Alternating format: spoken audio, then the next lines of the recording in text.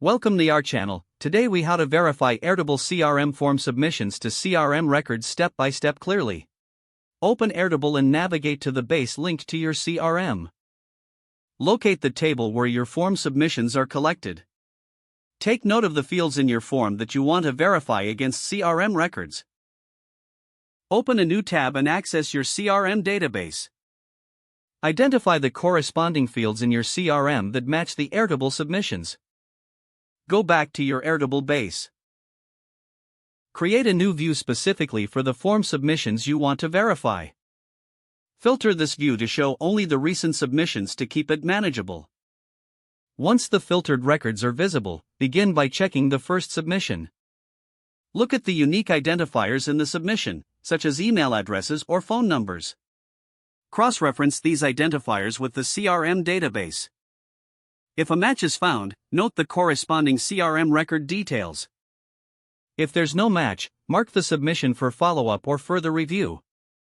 Continue this process for each submission in your Airtable view. Consider using formulas in Airtable to automate some of this verification process. This may include using lookup fields or creating a linked table for easier cross-referencing. After verifying, categorize your submissions based on the results. Finally, review any unmatched records for possible data entry errors or missing information.